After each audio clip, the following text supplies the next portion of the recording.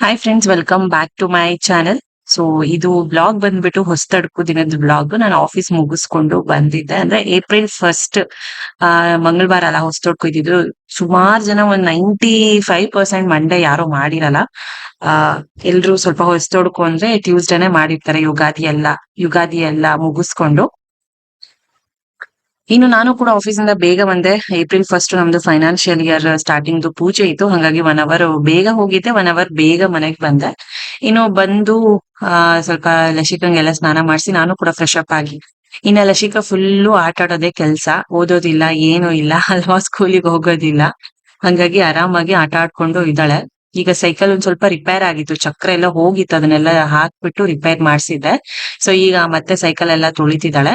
ಹಾಗೆ ನಮ್ಮನೆ ಹತ್ರ ಅಂತೂ ದಿನ ಕೋತಿಗಳು ಬರ್ತಾನೆ ಇರುತ್ತೆ. ಚಿಕ್ಕ ಚಿಕ್ಕವು, ದೊಡ್ಡ ದೊಡ್ಡ ಕೋತಿಗಳು ಬರ್ತಾನೆ ಇರುತ್ತೆ, ರಾಶಿ ರಾಶಿ ಬರ್ತಾನೆ ಇರುತ್ತೆ. ಅದು ನೋಡೋದಿಕ್ಕೆ ಒಂಥರ ಚಂದ ಅದು. ಇನ್ನು ನಾಟಿ ಕೋಳಿ ತಂದಿದ್ವಲ್ಲ, ಸೊ ಅದು ಇನ್ನೇನು ಅದು ಕುಯ್ಯೋದಿಕ್ಕೆ ಹತ್ರ ಬಂತು ಅಂತಾನೆ ಹೇಳ್ಬೋದು. ನನ್ಗದ್ ನೋಡಿ ನೋಡಿ ತಿನ್ನಕ್ಕೆ ಇಷ್ಟ ಆಗಲ್ಲ. ಹಂಗೆ ತಂದ್ಬಿಟ್ರೆ ಅಂಗಡಿಯಿಂದ ಏನು ಅನ್ಸಲ್ಲ, ಬಟ್ ಈ ತರ ನೋಡಿ ತಿನ್ನೋದಿಕ್ಕೆ ಒಂಥರ ಬೇಜಾರಾಗತ್ತೆ. ಇನ್ನು ಅಷ್ಟೊತ್ತಿಗೆ ಅಪ್ಪ ಎಲ್ಲ ಕಟ್ ಮಾಡ್ತಾ ಇದ್ರು ಆಚೆ ಕಡೆ. ನಾವ್ ಏನು ನೋಡಕ್ಕೆ ಹೋಗ್ಲಿಲ್ಲ, ನೋಡಿದ್ರೆ ತಿನ್ನಕ್ ಮನ್ಸಾಗಲ್ಲ ಅಂದ್ಬಿಟ್ಟು ನಾವೆಲ್ಲ ಒಳಗಡೆ ಬಂದಿದ್ವಿ, ಒಳಗಡೆ ಬಂದ್ ಕುತ್ಕೊಂಡಿದ್ವಿ. ಇಲ್ಲಿ ನಾಟಿ ಕೋಳಿ ಸಾಂಬಾರ್ಗೆ ರೆಡಿ ಮಾಡ್ಕೊಳ್ತಾ ಇದೀನಿ. ಮಸಾಲೆಗೆ ಒಂದ್ ಸ್ವಲ್ಪ ಗಸಗಸೆ, ಲವಂಗ, ಚಕ್ಕೆ, ಏಲಕ್ಕಿ, ಜೀರಿಗೆ, ಉರ್ಗಡ್ಲೆ, ಮತ್ತೆ ಪುದೀನ, ಕೊತ್ತಂಬರಿ ಸೊಪ್ಪು. ಪುದೀನ ಪಾಟ್ ಅಲ್ಲಿ ಹಾಕಿರೋದು ಚೆನ್ನಾಗ್ ಬಂದಿದೆ. ಹಾಗೆ ಬೆಳ್ಳುಳ್ಳಿ, ಶುಂಠಿ, ಮತ್ತೆ ಸ್ವಲ್ಪ ಈರುಳ್ಳಿ. ಬೇಕಿದ್ರೆ ನೀವು ಟೊಮೆಟೊ ಕೂಡ ಹಾಕೋಬಹುದು, ನಿಮ್ಗೆ ಟೇಸ್ಟ್ ತಕ್ಕನಂಗೆ. ಇವೆಲ್ಲದನ್ನು ಹಾಕ್ಬಿಟ್ಟು ಒಂದ್ಸಲ ಮಿಕ್ಸ್ ಮಾಡ್ಕೋತೀವಿ, ಅಂದ್ರೆ ಗ್ರೈಂಡ್ ಮಾಡ್ಕೋತೀವಿ.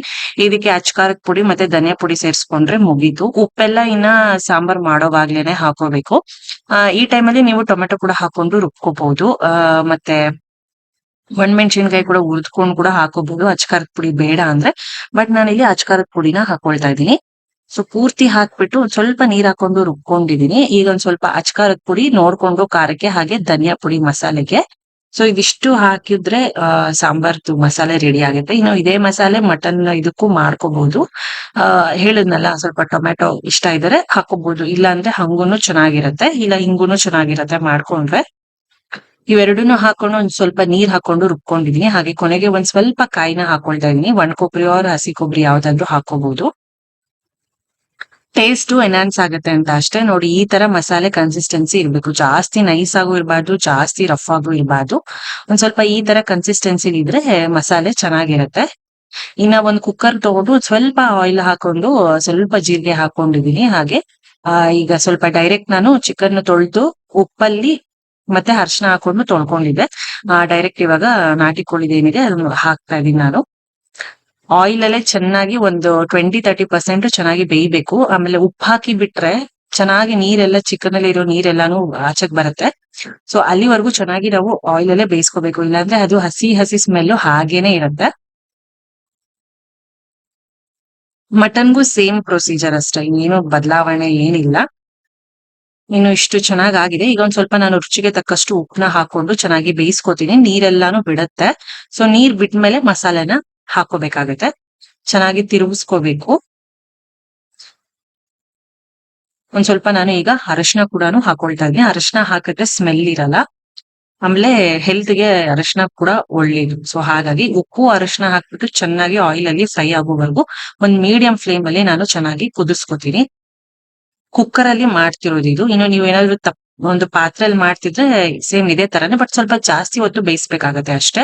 ಇನ್ನು ಚೆನ್ನಾಗಿ ನೋಡಿ ನೀರೆಲ್ಲಾನು ಬಿಟ್ಟಿದೆ, ನೋಡಿ ಆಲ್ಮೋಸ್ಟ್ ನೀರೆಲ್ಲ ಬಿಟ್ಟಿದೆ. ಈಗ ನಾವು ಮಸಾಲೆ ರುಬ್ಕೊಂಡಿದೀವಲ್ಲ, ನೋಡ್ಕೊಂಡು ಹಾಕೋಬೇಕು. ಅಷ್ಟುನು ಹಾಕೋಬೇಕು ಅಂತ ಏನಿಲ್ಲ, ನೋಡ್ಕೊಂಡು ಹಾಕೋಬೇಕು. ಒಂದ್ ಸ್ವಲ್ಪ ಮಿಕ್ಕಿದ್ರೆ ಏನಕ್ಕಾದ್ರೂ ಬೇರೆ ವೆಜ್ ಸಾಂಬಾರ್ಗೆ ಏನಕ್ಕಾದ್ರೂ ಯೂಸ್ ಮಾಡ್ಕೋಬಹುದು. ಇಲ್ಲ ಅಂದ್ರೆ ಎಷ್ಟುನು ಸಾಕಾಗುತ್ತೆ ಅಂದ್ರೆ ಅಷ್ಟುನು ಹಾಕೋಬಹುದು.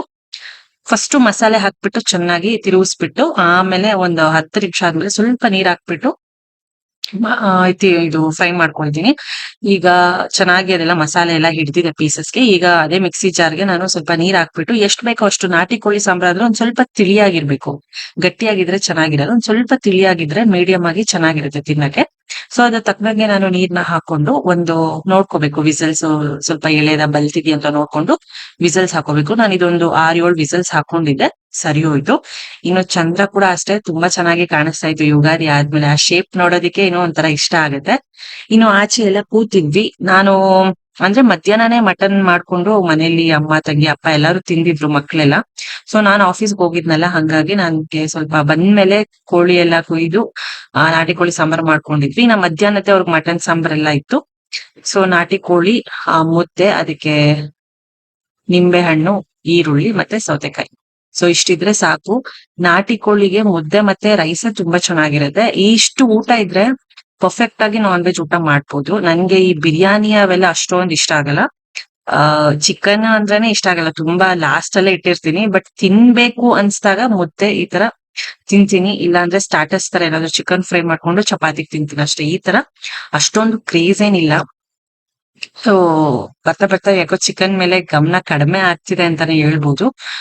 ಸೊ ನಮ್ದು ಕೂಡ ಊಟ ಆಯ್ತು. ಇನ್ನ ಡಿಂಗುಗೂ ಕೂಡ ಊಟ ಇಡ್ಬೇಕಿತ್ತು. ನಾವ್ ತಿಂತಾ ಇದ್ರೆ ಹಂಗೇ ನೋಡ್ತಾ ಇದ್ದ. ಆ ಸ್ಮೆಲ್ಗೆ ಕಂಡಿಡಿದ್ ಬಿಡುತ್ತಲ್ಲ ಆಗ್ಲೇ ನಾಯಿಗಳು. ಸೊ ಹಂಗಾಗಿ ಅವನ್ಗೊಂದ್ ಸ್ವಲ್ಪ ಊಟ ಎಲ್ಲ ಆದ್ಮೇಲೆ, ಸೊ ಅವನ್ಗೊಂದ್ ಸ್ವಲ್ಪ ನಾನು ಎಲ್ಲ ತಟ್ಟೆಗೆ ಹಾಕಿ ಪೀಸಸ್ ಎಲ್ಲ ಹಾಕ್ಬಿಟ್ಟು ಮಾಡ್ತಾ ಇದ್ದೆ. ಬಟ್ ಅವ್ನ್ಗೆ ಮಸಾಲೆ ಉಪ್ಪು ಎಲ್ಲ ಏನು ಹಾಕೋದಿಲ್ಲ. ಜಸ್ಟ್ ಅರಿಶಿನ ಹಾಕ್ಬಿಟ್ಟು ಬೇಯಿಸ್ಬಿಟ್ಟು ಕೊಡ್ತೀನಿ ಅಷ್ಟೇ. ಸೊ ಹಂಗಾಗಿ ಅಲ್ಲೇ ಕಾಯ್ಕೊಂಡಿದ್ದ. ನಮ್ದು ಊಟ ಎಲ್ಲ ಆದ್ಮೇಲೆ ಅವನ್ಗೂ ಕೂಡ ಇಟ್ಟೆ. ಸೊ ಹೊಸ್ತಡಕ್ಕೂ ಹೀಗೆ ನಮ್ದು ಸಿಂಪಲ್ ಆಗಿ ಮುಗೀತು ಮಟನ್ ಚಿಕನ್ ಇಂದ. ಸೊ ನಮ್ಗೇನ್ ಎಲ್ಲಾರ್ ತರ ಅಂದ್ರೆ ಕೆಲವ್ರಿಗೆ ಇರ್ತಲ್ಲ ತುಂಬಾ, ಅದಕ್ಕೋಸ್ಕರನೇ ಅಂತಾನೆ ಕಾಯ್ತಿರ್ತಾರೆ ಕೆಲವರು. ನಾನ್ ವೆಜ್ ಪ್ರಿಯರು ಕೂಡ ಇರ್ತಾರೆ. ಸೊ ನನ್ಗೇನ್ ಅಷ್ಟೊಂದು ಏನ್ ಇಷ್ಟ ಆಗಲ್ಲ. ಓಕೆ ಓಕೆ ಅನ್ನೋ ತರ, ಏನೋ ಶಾಸ್ತ್ರಕ್ಕೆ ತಿನ್ಬೇಕು ಅನ್ನೋ ತರ ತಿಂದಿರೋದಷ್ಟೇ ಹೊಸ್ತೊಡಕುಗೆ.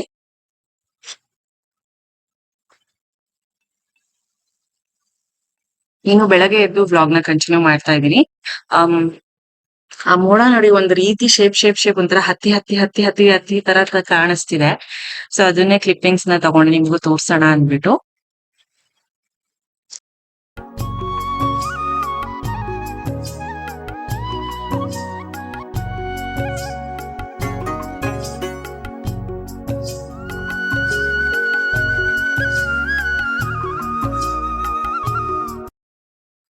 ಇನ್ನು ಪ್ರಕುಲ್ ಕೂಡ ಬೆಳಗ್ಗೆ ಎದ್ದು ಕ್ರಿಕೆಟ್ ಕ್ಲಾಸ್ಗೆ ರೆಡಿ ಆಗ್ತಿದ್ದ. ನಾನು ಇಲ್ಲಿ ಸ್ವಲ್ಪ ಅಕ್ಕಿ ಚಪಾತಿ ಮಾಡೋಣ ಅಂದ್ಬಿಟ್ಟು ಚಪಾತಿ ಕಲಸಿಡ್ತಾ ಇದ್ದೆ. ಹಾಗೆ ಇದಕ್ಕೆ ಸ್ವಲ್ಪ ಕ್ಯಾಬೇಜ್ ಒಂದ್ 2 ಇತ್ತು, ಕಾಯಿ ಮಾಡೋಣ ಸುಮ್ನೆ ವೇಸ್ಟ್ ಆಗತ್ತೆ ಅಂದ್ಬಿಟ್ಟು ಕ್ಯಾಬೇಜ್ ಕೋಸಿನ ಪಲ್ಯನೇ ಮಾಡ್ತಾ ಇದ್ದೀನಿ. ಇನ್ನು ಅಷ್ಟೊತ್ತಿಗೆ ಪ್ರಕುಲ್ ಕೂಡ ಹಾಲ್ ಕುಡಿದ್ಬಿಟ್ಟು ಹೋಗ್ತಾನೆ ಬೆಳಗ್ಗೆ ಅಷ್ಟೇ. ಬಂದ್ಮೇಲೆ ಅವನು ತಿಂಡಿ ಸ್ನಾನ ಎಲ್ಲ ಮಾಡ್ಕೊಳ್ತಾನೆ. ಇನ್ನು ಇವತ್ತಿನ ರೆಸಿಪಿ ಇಷ್ಟು. ಇನ್ನು ನಾನ್ ಎದ್ದಾಗ್ಲೇ ಲಸಿಕಾ ಕೂಡ ಎದ್ದು ಬಿಡ್ತಾಳೆ. ಅವಳಿಗೆ ಸ್ವಲ್ಪ ಹೊತ್ತು ಒಂದ್ 5 ನಿಮಿಷ ಕೂಡ ಮಲ್ಗಲ್ಲ. ನಾನ್ ಯಾವಾಗ ಎದ್ದೊಳ್ತೀನಿ ಆಗ ಕರೆಕ್ಟ್ ಆಗಿ ಎದ್ದು ಬಿಡ್ತಾಳೆ. ಅದೊಂದು ಹ್ಯಾಬಿಟ್ ಆಗ್ಬಿಟ್ಟಿದೆ ಲಸಿಕಾಗೆ.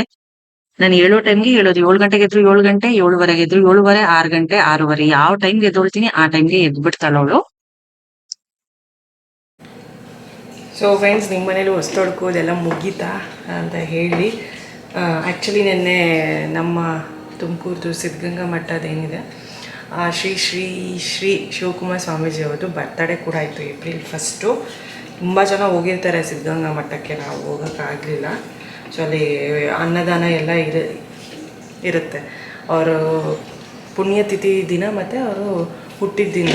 ಸೊ 2 ದಿನವೂ ಚೆನ್ನಾಗಿ ಸೆಲೆಬ್ರೇಟ್ ಮಾಡಿ, ಪೂಜೆ ಮಾಡಿ, ಚೆನ್ನಾಗಿ ಅಲಂಕಾರ ಮಾಡಿ, ಹಾಗೆ ಅನ್ನದಾನ ಕೂಡ ಇರುತ್ತೆ.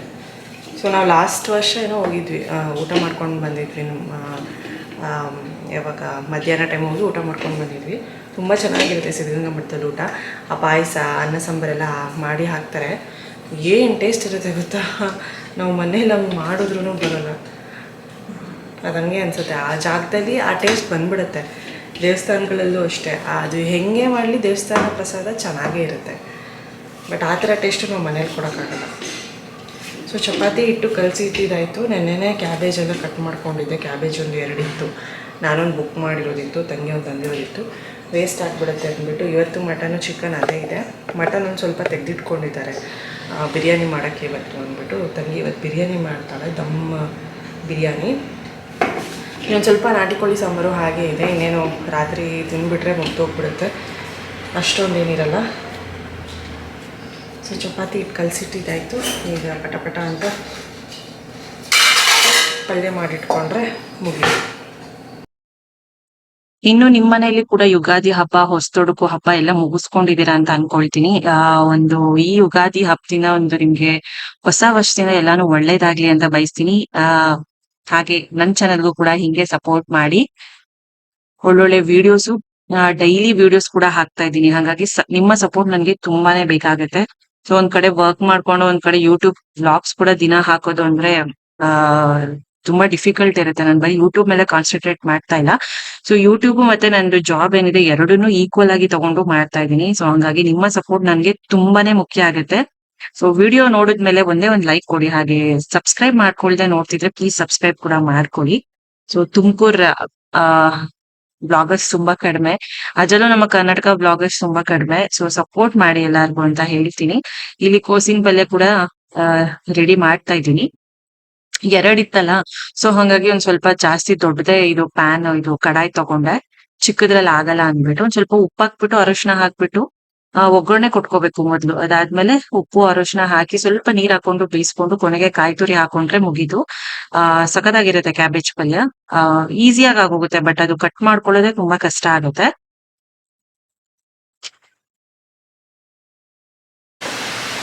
ಫ್ರೆಂಡ್ಸ್, ಒಂದು ಸ್ವಲ್ಪ ಶಾವಿಗೆ ಪಾಯಸ ಕೂಡ ಮಾಡ್ತಾಯಿದ್ದೀನಿ, ಹೆಸರುಬೇಳೆ ಹಾಕ್ಬಿಟ್ಟು. ಮಕ್ಕಳು ಮನೆಯಲ್ಲೇ ಇರ್ತಾರಲ್ವ, ಏನಾದರೂ ಬೇಕು ಬೇಕು ಅಂತ ಕೇಳ್ತಾನೆ ಇರ್ತಾರೆ.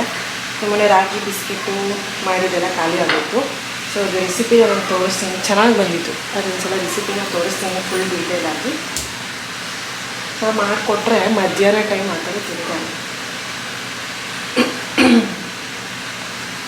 ಒಂದು ಹೆಸರುಬೇಳೆ ಹಾಕ್ತೀವಲ್ಲ, ಸ್ವಲ್ಪ ತಂಪಿರುತ್ತೆ ಬೇಸಿಗೆ ಕಾಲದಲ್ಲಿ. ನಾನು ಆಫಲ್ಲಿ ಮಾಡ್ತಾನೆ ಇರ್ತೀನಿ.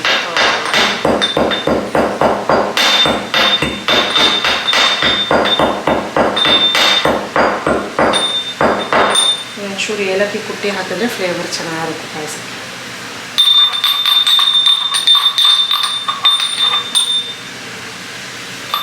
ಇನ್ನು ಒಬ್ರು ನನಗೆ ಕಮೆಂಟ್ ಹಾಕಿದ್ರು ಲಾಸ್ಟ್ ವ್ಲಾಗ್ಗೆ, ನಿಮ್ ಜಾಬ್ ಬಗ್ಗೆ ಎಲ್ಲ ಹೇಳಿದ್ರೆ ನಿಮ್ಗೆ ಅಂದ್ರೆ ಪರ್ಸನಲ್ ಇಶ್ಯೂಸ್ ಅಲ್ಲಿ ಏನಿದೆ ನಿಮ್ಗೆ ಜಾಬ್ ಬಗ್ಗೆ ಹೇಳಿದ್ರೆ ಪ್ರಾಬ್ಲಮ್ ಆಗಲ್ವಾ ಮುಂದೆ ಅಂದ್ಬಿಟ್ಟು. ಸೊ ನನ್ಗೆ ಹೈಡ್ ಮಾಡ್ಕೊಂಡು ಬದುಕಕ್ಕೆ ನನ್ಗೆ ಇಷ್ಟ ಆಗಲ್ಲ. ನನ್ಗೆ ಏನಿದೆ ನಾನು ಅದು ಡೈರೆಕ್ಟ್ ಆಗಿ ಓಪನ್ ಆಗಿ ಧೈರ್ಯವಾಗಿ ಮಾಡೋದಕ್ಕೆ ಇಷ್ಟ ನನ್ಗೆ.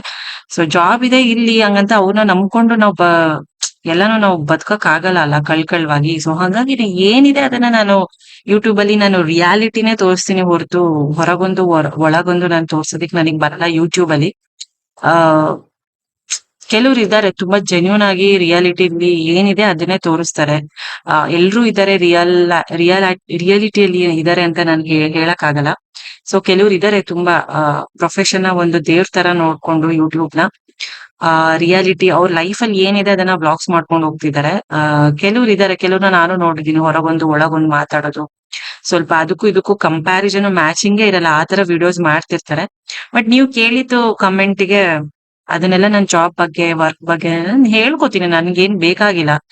ಸೊ ನನಗೆ ಏನ್ ಸಿಗ್ಬೇಕೋ ಸಿಕ್ಕಿದ್ರೆ ಸಾಕು ಅಂತ ಅನ್ಕೊಂಡ್ಬಿಟ್ಟಿದೀನಿ ನಾನು. ಸೊ ಹಂಗಾಗಿ ಯಾವ್ದು ಹೈಡ್ ಮಾಡಿ ಬದುಕೋ ಲೈಫ್ ನನಗ್ ಬೇಕಾಗಿಲ್ಲ. ಎಲ್ಲ ಓಪನ್ ಅಪ್ ಆಗಿ ಇರ್ಬೇಕು ಅನ್ನೋದೇ ನನಗೆ ಇಷ್ಟ ಆಗುತ್ತೆ. ಸೊ ಈ ವ್ಲಾಗ್ ನ ಕೂಡ ನಾನು ಇಲ್ಲಿಗೆ ಎಂಡ್ ಮಾಡ್ತೀನಿ. ಮತ್ತೆ ಸಿಗ್ತೀನಿ ಮುಂದಿನ ವ್ಲಾಗ್ ಅಲ್ಲಿ. ಪ್ಲೀಸ್ ಇಷ್ಟ ಆದ್ರೆ ವಿಡಿಯೋನ ಲೈಕ್ ಮಾಡಿ, ಶೇರ್ ಮಾಡಿ, ಕಮೆಂಟ್ ಮಾಡಿ. ಮತ್ತೆ ಸಿಗೋಣ. ಬಾಯ್ ಬಾಯ್.